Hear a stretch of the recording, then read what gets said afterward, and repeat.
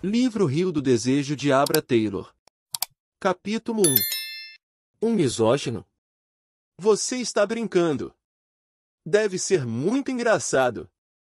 A exclamação de espanto partiu de um sujeito alto, magro, quase calvo, com cara de professor.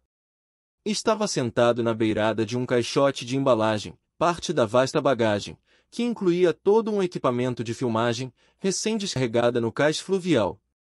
As águas escuras do rio refletiam uma enorme variedade de embarcações pitorescas.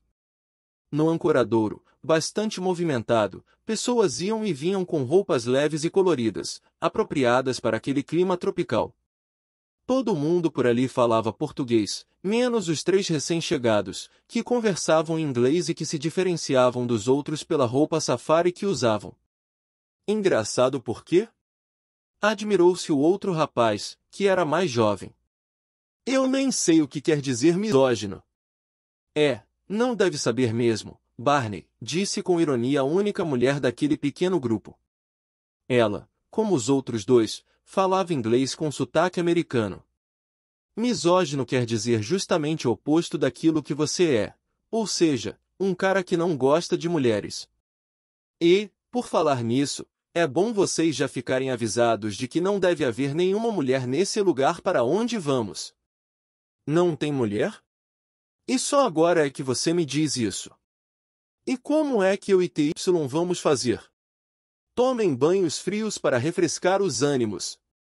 Os 3 formavam a equipe de filmagem, TY Show, diretor e cameraman, Barney Evans, sonoplasta e assistente de cameraman, Ellen Carruthers, produtora.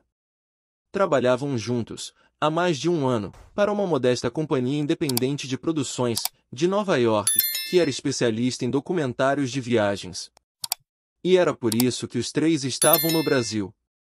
A companhia produtora tinha vendido para uma rede de TV educativa uma série de 12 filmes sobre a América do Sul. Os 6 primeiros mostravam as cidades, e já estavam prontos para serem exibidos. Os seguintes, que ainda não tinham sido filmados, pretendiam mostrar as partes mais remotas do continente. Desses, o primeiro e mais importante, seria dedicado à Bacia Amazônica, uma região rica, complexa e desafiadora, quase do mesmo tamanho que os Estados Unidos.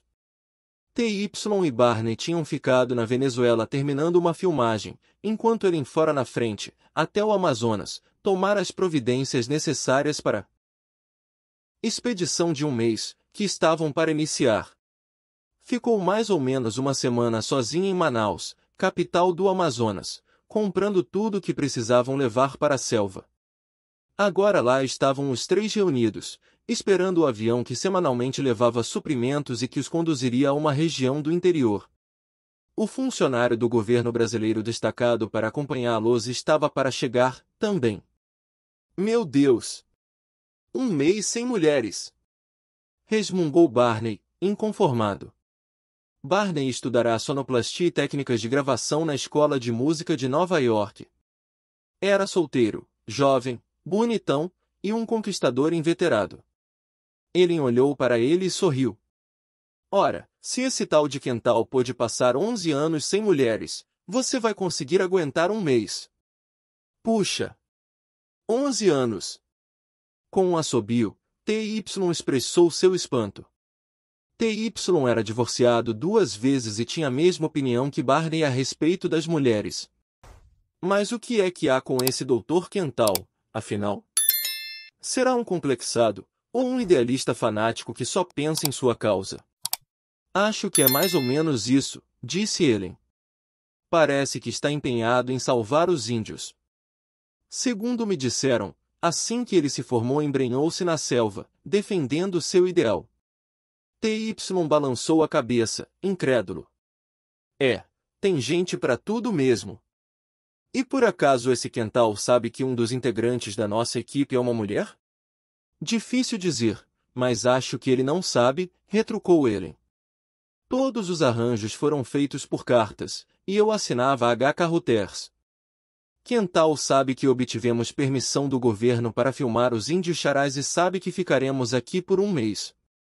Ele exigiu que não o filmássemos, sabe que somos 3, mas não sabe que sou mulher. Vai ser muito engraçado mesmo. Repetiu TY, lançando um olhar de avaliação para a companheira de viagem. Quero só ver a cara dele ao ver você. Ellen Carruthers era de fato atraente, de uma beleza serena. Apesar daquela roupa não valorizar as formas de seu corpo, era visível que tinha as pernas compridas e elegantes, e curvas bem femininas. Os cabelos eram cor de caramelo, bem lisos e sedosos, e ela os usava compridos até o ombro e com franja. Naquele momento, um batom de tom natural era a única concessão que fazia à sua vaidade. Aliás, não precisava de maquilagem para realçar a beleza do rosto de linhas suaves e harmoniosas, de boca bem feita, olhos grandes, acinzentados, e nariz reto.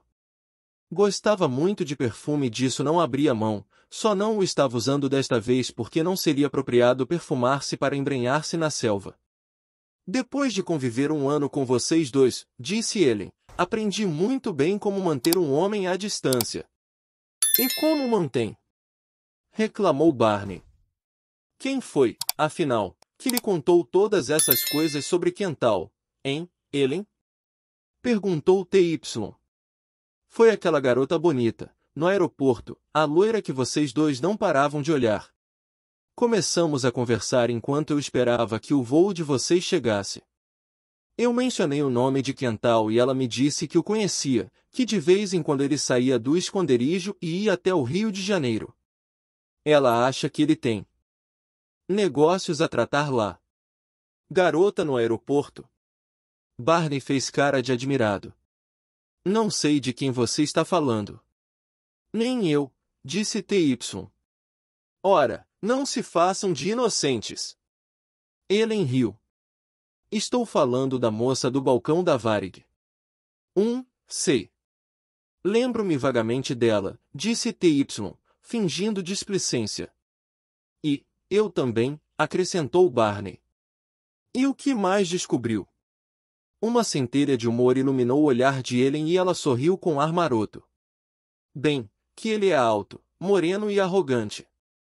Pelo que ela disse, é um típico machão sul-americano. Ora, Ellen.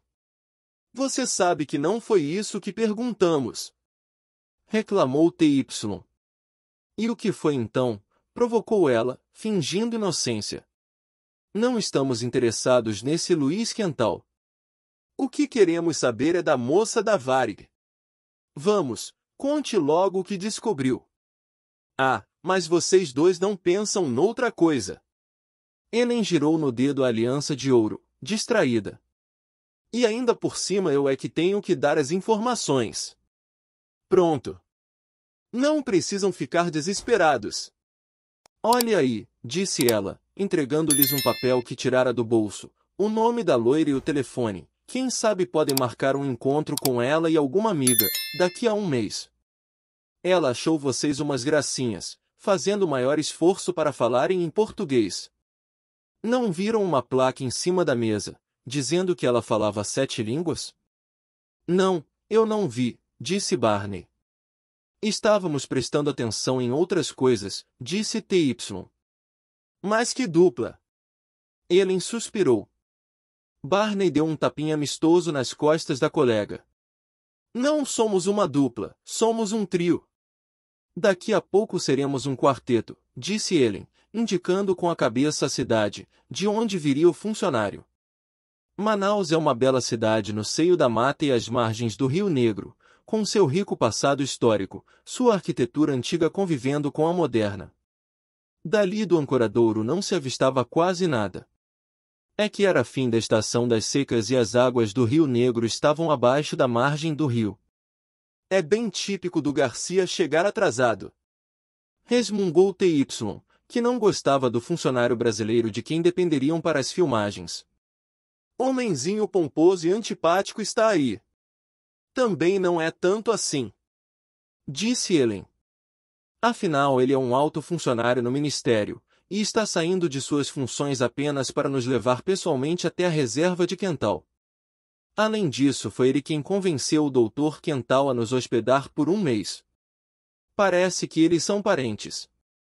São parentes? Então já vi que também não vou gostar desse Quental.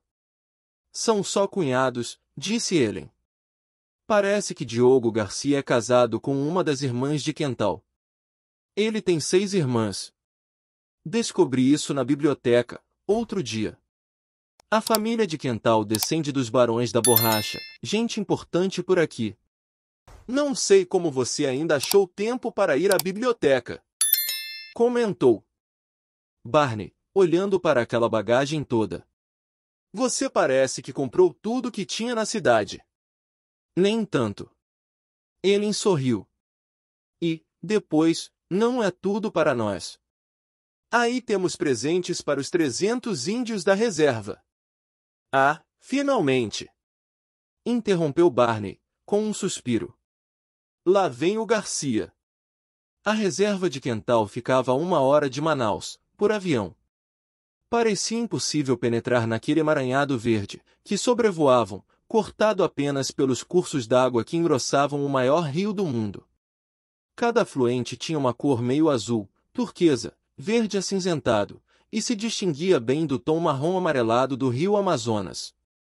O primeiro afluente que avistaram do alto foi o Rio Negro, em cuja margem estavam ainda há pouco, esperando para embarcarem. Na estação das cheias ele ficava tão amplo quanto o Estreito de Dover. Mesmo agora, durante a seca, seu fluxo era tão grande que, por muitos quilômetros, as águas escuras corriam ao lado das águas barrentas do Amazonas, sem se misturarem. Ele não pôde deixar de pensar que tudo ali era muito grandioso, a natureza era exuberante e de uma força incrível. Pelo que tinha lido, sabia que o fluxo do rio Amazonas equivalia a 20 rios Mississippi, e que na estação das chuvas as enchentes criavam alagados que atingiam o tamanho do estado do Texas. Não era de se admirar que os primeiros exploradores espanhóis tivessem confundido o rio com um mar. O Sr. Garcia viajou ao lado de Helen, e ia mostrando um detalhe ou outro, clareiras de desmatamento, nas quais o governo tentava criar cooperativas agrícolas. Existem árvores de mais de 100 metros de altura, explicava ele, e ficam submersas até a metade, na época das enchentes. Por isso todas as casas por aqui são flutuantes. Garcia falava inglês, mas, no momento, estavam conversando em português porque Helen queria praticar. Viajar de barco, então, é uma coisa impressionante, dizia ele. Se eu tivesse mais tempo gostaria de aproveitar para conhecer melhor, mas quando se tem tantas responsabilidades. Garcia realmente era um pouco cansativo, mas, ao contrário de T.Y. e Barney, ele apreciava a cooperação do Sr. Garcia. Uma das partes importantes do trabalho de Helen era justamente lidar com negociações, às vezes bastante delicadas, com os vários governos dos países a que visitavam. Em alguns lugares encontravam má vontade e total falta de colaboração. É verdade que o Sr. Garcia não era o seu tipo predileto, mas era preciso reconhecer que estava sendo de grande ajuda para a equipe de filmagem, e que havia se mostrado gentil desde o início. Durante as filmagens do Rio de Janeiro ele lhes alugara sua bela casa, num bairro chique e bonito, que ele e a mulher só usavam quando podiam se afastar de Brasília. Helen tinha tato para lidar com as pessoas, e por isso dera-se bem nesse tipo de trabalho, apesar de ser jovem. Era muito dedicada, e desde que seu marido morrera, há 5 anos, entregara-se de corpo e alma ao trabalho, mantendo-se fiel à memória do falecido. T.Y. e Barney, no início, tinham feito várias investidas para conquistá-la, mas haviam desistido. Ela estava quase com 26 anos e era produtora atriz, tendo conquistado o respeito da firma pela seriedade e competência de seu serviço. Tinha feito um excelente documentário sobre os astecas, no México, e seu conhecimento da língua espanhola fora muito útil na ocasião. Aliás, era por isso que constantemente recebia incumbências na América do Sul. Tinha aprendido o idioma quando adolescente, na época em que seus pais se aposentaram e mudaram para a Espanha. Eles já eram de idade, e Helen era filha única e têmpora. Por saber bem o espanhol tinha sido fácil aprender o português, que dominava com igual fluência. T.Y. e Barney não falavam nenhum outro idioma. Considerando-se que o senhor é um homem muito ocupado, Helen disse, assim que Garcia lhe deu uma chance, foi muita gentileza sua vir pessoalmente para nos apresentar ao Sr. Quental. Pensei que fosse mandar um de seus assessores nos acompanhar. Ah, mas é que eu também tenho um assunto particular para tratar com ele, que não pode ser resolvido por carta. Preciso dar uma notícia ao Luiz. Ah, esse é o nome do Dr. Quental, sabia? Pois é, há meses que ele não vai ao Rio de Janeiro, alguém precisa contar a ele, já passou tempo demais. Garcia parou de falar e ficou meio sem jeito, como se estivesse apreensivo. Helen achou que a notícia talvez se referisse a algum assunto muito delicado. Sei que o senhor é casado com uma parente do Dr. Quental. Seu assessor mencionou isso na última carta que me escreveu. Eu não tinha lhe falado. Pensei que lhe tivesse dito há meses, quando nos encontramos. Afinal, pertencer à família Quental não é coisa para se manter em segredo. Helen percebeu o tom de sarcasmo, mas sorriu com diplomacia. Talvez o senhor tenha falado, mas como na ocasião o nome Quental me era totalmente desconhecido, eu não guardei. Garcia estufou o peito com ares de importância. Ah, mas agora você conhece bem o nome e sabe o que ele representa, não é? Acho que não é exagero dizer que os Quental são os representantes da nobreza do Amazonas. É, a realeza, isso mesmo. Sei que o primeiro Quental foi um dos barões da borracha em Manaus. Mas deve ter perdido tudo, como os outros, quando as coisas mudaram, não é? Perdido tudo? Não, ao contrário. O primeiro Quental era um homem de visão. Ele previu o que iria acontecer quando a borracha sintética começou a surgir no mercado, há uns 70 anos. Vendeu tudo e investiu em outras coisas, café, propriedades, minas. E nos últimos anos de vida ele vendeu tudo isso também e criou uma fundação da família, uma fundação caritativa sediada no Rio de Janeiro. Como se ele tivesse de que se penitenciar, ah. Pois é, mas a Fundação Quental é muito conhecida no Brasil. Eu mesmo tenho uma pequena participação nela, aliás é por isso que às vezes tenho que ir procurar Luiz na clínica dele. Ele também deve ter participação na fundação, não é? Participação. Ele agora é o chefe da família Quental. Só que não gosta nem um pouco de reuniões de diretoria, comitês, discussões etc. Prefere viver aqui, completamente retirado. E por quê? Garcia franziu a testa, pigarreou e ajeitou-se melhor no assento antes de responder. Luiz é um homem amargurado. Ouvi dizer que ele detesta as mulheres. Por quê? Garcia ajeitou o colarinho, como se estivesse se sentindo sufocado. Talvez seja uma reação natural de defesa. Por causa da fortuna do Quental, as mulheres viviam sempre correndo atrás dele, querendo fisgá-lo, desde que era bem jovem. Talvez ele tenha se cansado disso tudo. Eu não sei de nenhum outro motivo que pudesse tê-lo feito enclausurar-se na selva e abandonar suas responsabilidades administrativas. Ele impôs-se a refletir. Essas circunstâncias eram suficientes para tornar uma pessoa cínica e descrente, mas será que eram razão suficiente para fazer um homem isolar-se do resto do mundo, enterrando-se no meio da floresta? Quando estivemos em Brasília não conheci sua esposa, comentou Helen, na esperança de descobrir mais alguma coisa sobre o Quental. Parece que ela estava doente na ocasião. Garcia suspirou e cruzou as mãos. Eu me lembro. Ela estava com uma estafa e tinha ido passar algum tempo no Rio. Sabe como é? Um homem com a minha posição não tem descanso para nada. Cerimônias inaugurais, conferências, discursos, visitas oficiais para receber. Ele desandou a falar de coisas que não interessavam a Helen nem um pouco, e ela deu graças a Deus quando o avião, pouco depois, preparou-se para pousar, e assim pôde concentrar sua atenção de novo na janelinha. O Catalina pousou na água e encostou numa espécie de balsa enorme, ancorada no meio do rio. Foi aí que os passageiros desembarcaram e que a tripulação descarregou os suprimentos. Dali, a embarcação iria até o lugar onde Luiz fundara sua clínica. Das margens, onde se avistavam casinhas de sapé, aproximavam-se canoas coloridas e duas lanchas velhas. Eles vêm do povoado, explicou Garcia. Helen sabia que os habitantes daquela região eram mestiços de índios, europeus, e de outras raças que tinham tentado domar a selva durante vários séculos, e que o tipo resultante dessa miscigenação chamava-se caboclo. Por que a clínica do Dr. Quental fica tão longe do povoado? Por que há outros povoados e vilas ao longo do rio? Luiz escolheu um lugar central em relação a isso e também a tribo dos Charás. Essa viagem pelo rio não é nada agradável. Tomara, pelo menos, que Getúlio não demore. Quem é Getúlio? Getúlio O'Hara é um homem que trabalha para Luiz. Ele é caboclo, mas tem alguma instrução.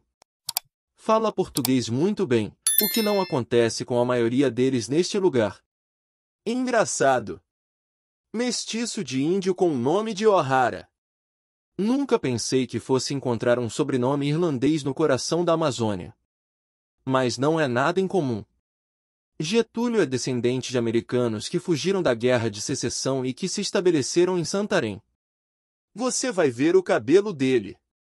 Depois dessa indicação, ele não teve dificuldade em identificar o ocupante da lancha que chegou para buscá-los.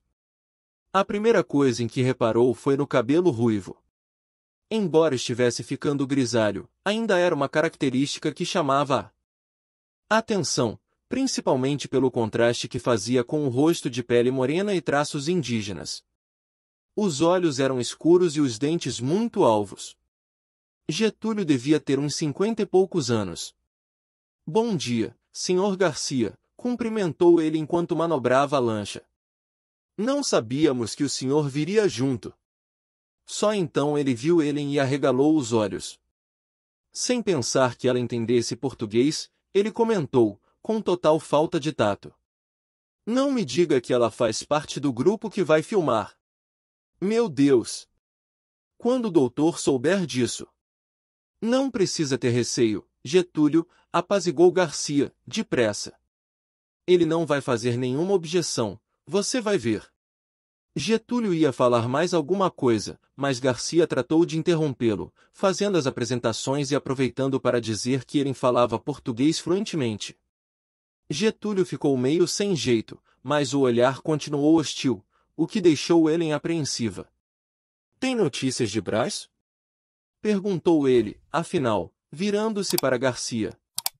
Tenho sim. Estou vindo do Rio de Janeiro e tenho ótimas notícias para você.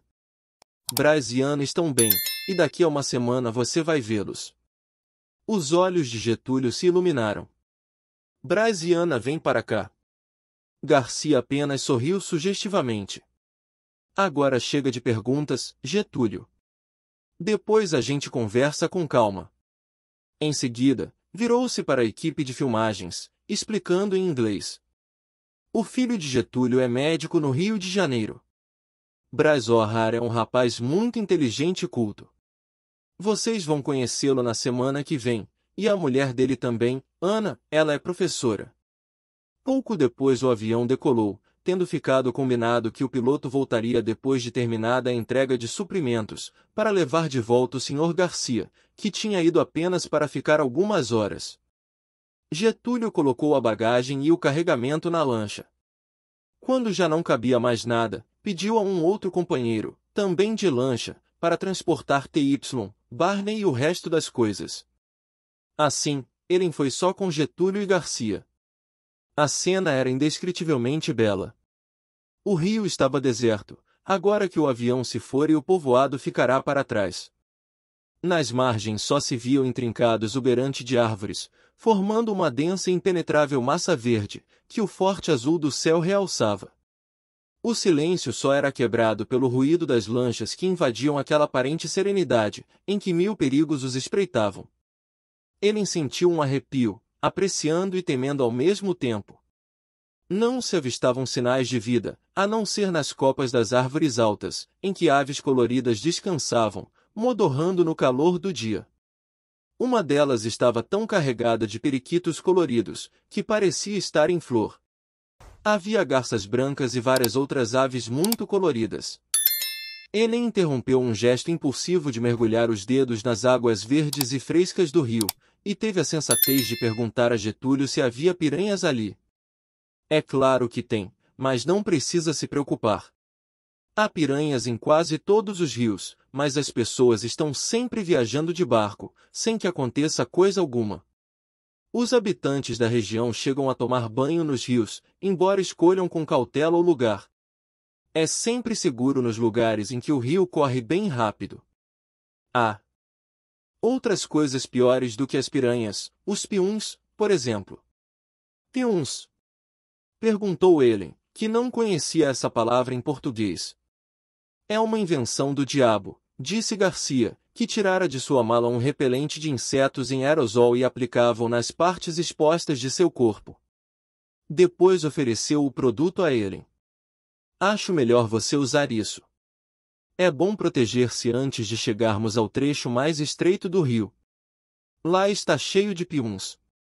Ela aceitou o conselho e antes que lhe explicassem o que era pium, uma nuvem de insetos minúsculos cercou-os, tentando atacar as partes que o repelente não protegera. Não há piuns na reserva do doutor, garantiu Getúlio, percebendo a aflição de Helen. Ele parecia imune às picadas. Não coce, senão piora, aconselhou ele, percebendo que os mosquitos estavam atacando Helen. Ela obedeceu. Passaram-se vários minutos, até que a lancha fez outra curva no rio e surgiu um enorme mastro de bandeira. Só que a bandeira não tremulava, o ar estava parado, pesado e quente. A nuvem de insetos tinha desaparecido quase por completo, mas Helen ficará cheia de picadas no pescoço, nos pulsos e até nas costas, onde alguns mosquitinhos tinham chegado, entrando pela gola da blusa e pela manga. Agora já era preciso que se controlasse muito para não cocar. A lancha parou num cais flutuante, feito de toras de madeira, e atado à margem por cordas grossas e fibrosas. Estavam bem abaixo do nível do chão e dali não avistavam nada. Getúlio desligou o motor, desceu e foi amarrar a lancha. Depois deu a mão para Helen, ajudando-a a desembarcar. Havia uns degraus feitos de toras, precários e escorregadios, que conduziam até a parte mais alta. Helen estava agachada, de costas para o cais, tentando pegar uma valise, quando ouviu uma voz masculina, grave e sonora, cumprimentar Garcia, que já estava quase lá em cima. Não sabia que você viria, Diogo, disse a voz. A frase pareceu meio rude, como se a pessoa que falará não gostasse muito da visita que chegará. Curiosa, Helen virou a cabeça, sem se erguer. O homem que cumprimentara Garcia estava em pé na margem, logo acima, o que o fazia parecer ainda mais alto. Helen não teve dúvidas quanto à identidade dele. Soube logo que aquele era Luiz Quental e sentiu um arrepio. Dele emanava uma aura de poder. Talvez porque fosse alto e musculoso, com um corpo forte e bem proporcionado. Ele não olhou para onde Helen estava e, assim, ela só pode ver o perfil dele. Só viu que os cabelos dele eram pretos e que sua camisa caqui estava molhada de suor. Com as mãos apoiadas no cinto da calça, a postura dele parecia rígida e até mesmo agressiva. Eu tive um motivo para ter vindo, disse Garcia numa voz nervosa, em tom de desculpa. Helen não teve problema em acompanhar a conversa entre os dois. A entonação das vozes deles já havia despertado sua curiosidade, deixando-a alerta. Isso eu estou vendo, disse Luiz, com sarcasmo. Ficou com medo que eu mudasse de ideia e impedisse essa besteira de filmagem? Não, Luiz, é claro que não foi por isso, apressou-se Garcia em dizer. Obsequioso. Sei que quando concorda com algo, você mantém a palavra. Eu lhe garanto que estou muito grato pelo favor. Eu não faço favores, disse Luiz, bruscamente, só consenti na filmagem porque isso pode ajudar as pessoas a entenderem melhor os índios charás e as outras tribos semelhantes. Foi justamente o que eu disse ao ministro, disse Garcia. Porém, se esses estrangeiros causarem qualquer problema, embarcam de volta no primeiro avião. Não vou permitir que perturbem os charás. Os americanos concordaram com todas as condições. Sabem que só podem filmar os charás uma vez por semana e que de modo algum devem ir à aldeia índia sozinhos. Sabem também que não devem incluir você nas filmagens. Espero que eles não estejam esperando acomodações de luxo. O único lugar viável para dormirem é na própria clínica. Eles já sabem disso. Pode ficar tranquilo, Luiz. Eu lhe disse que não vai haver nenhum problema. É o que veremos, disse Luiz, com uma arrogância que arrepiou os cabelos de Ellen. Ela não tinha o costume de julgar as pessoas pela aparência ou pela primeira impressão, mas não estava gostando nada do jeito hostil daquele médico. E ainda nem tinha visto o rosto dele. Luiz continuou a falar, agora num tom de sarcasmo. E a que devo a honra da sua presença, Diogo? Sem dúvida você não veio só para me apresentar a esses americanos prepotentes, que nunca aprendem outras línguas. Para isso não precisava vir, porque eu falo inglês. Você detesta isto aqui e só vem em último caso, quando está precisando de mais fundos para alguma festa beneficente. Por uns instantes Garcia não respondeu nada, parecia estar criando coragem para dizer algo. E então? Disse Luiz, com desdém. Diga logo, Diogo. Garcia olhou na direção do barco, onde Getúlio descarregava as coisas ajudado por ele. Acho melhor conversarmos em particular, Luiz. O que eu tenho para lhe dizer? Sempre o velho diplomata, hein, Diogo? Nem precisa me dizer qual é o assunto. Se veio me pedir para mudar de ideia, a resposta é não. Eu pretendo continuar. Depois, mudando de assunto completamente, perguntou, como vai Constância? Sempre acontecendo no mundo social? Luiz, disse Diogo em tom de súplica, visivelmente perturbado com o sarcasmo do médico, que não poupava nem a própria irmã. Luiz, entretanto, continuou investindo contra o cunhado, com cinismo e ironia. E então, Diogo? Você não vai me contar o que Constância anda fazendo? Suando em profusão, Garcia gaguejou. Ela mandou lembranças e uma carta que está aqui na minha maleta. Que emocionante! Não há necessidade dessa agressividade toda, Luiz. Será que não podemos, afinal, falar em particular?